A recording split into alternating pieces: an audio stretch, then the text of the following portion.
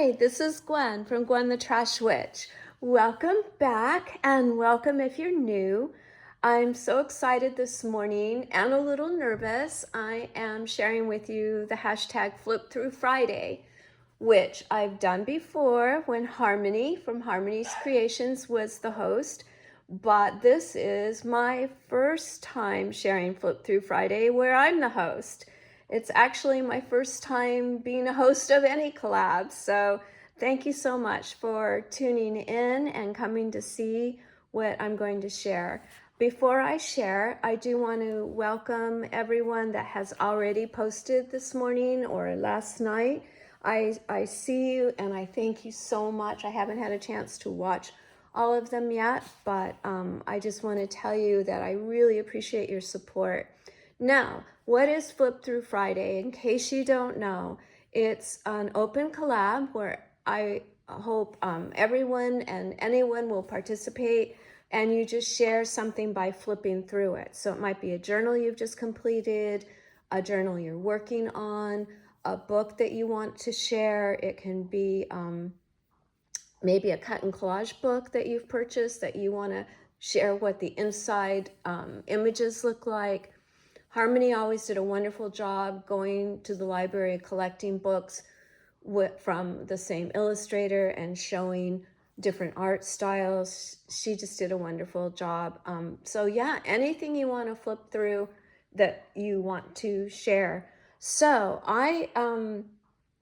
when I was preparing for this first one, I was in the store and saw a magazine, and I know this is kind of random, especially for an art channel, but I have seen a few channels that are making journals to honor Ozzy. So when I was in the store and I saw this magazine, it's a special commemorative issue by Newsweek on Ozzy Osbourne, I had to pick it up. Now, personally, I grew up with Ozzy, and his loss was kind of hard. It was a bad week, as we all know, for losing celebrities, but this one was the one that really hit me hard. So I did want to get this magazine.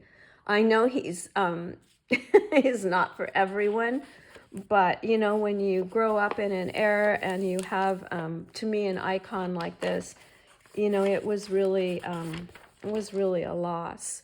So this is a magazine where you can use for your tribute journals that you're making on Ozzy, or you can just have it for your personal collection if you grew up with Ozzy like I did. There's Sharon and the kids. They had their show, so we kind of got to know them all on a more personal level. I think that's his lead guitar player. Now, Black Sabbath was my, I don't want to say my first LP I received, but it was my first gift of an LP. When I was 14, I moved from Buena Park, California to Ventura County, and my next door neighbor, he was a year or two older than me. He was a big Black Sabbath, Ozzy Osbourne fan, and he gifted me the album of Black Sabbath. And so that was my going away gift from my neighbor. And it just meant so much to me. And when Ozzy passed a little over a week ago, we talked on Messenger and talked about, you know, how we felt so bad that we were losing Ozzy. And I said, remember you gave me that album when I moved? And he said, yeah, I did my best to try to influence your music taste. And he said, but you just wouldn't stop listening to James Taylor and Bob Dylan. And I said, yeah, you know, I grew into my appreciation for Ozzy Osbourne, but, you know, I did never lose my love of Dylan and James Taylor. So I did tell him that I took my daughters in 2009 to an Ozzy Osbourne concert. And I literally sat in the audience and cried to hear the music of my youth and have my two daughters there. It was really a moving experience.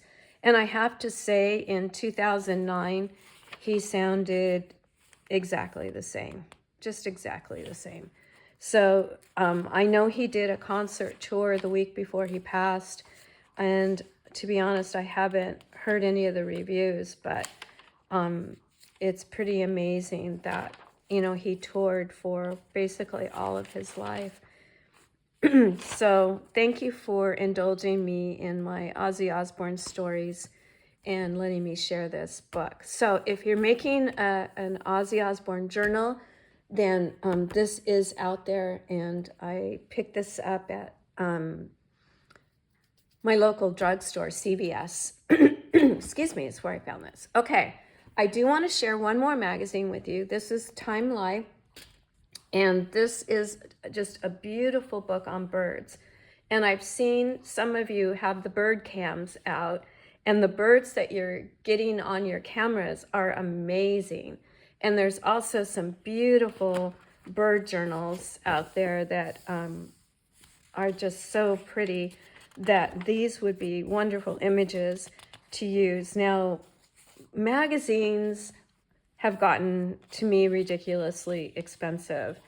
And I realize that's because of, you know, nobody's buying magazines anymore. The places to find magazines are even getting harder, and they don't have those beautiful, large array of magazines to choose from anymore. But if you want to find these, I think that you can hunt them out.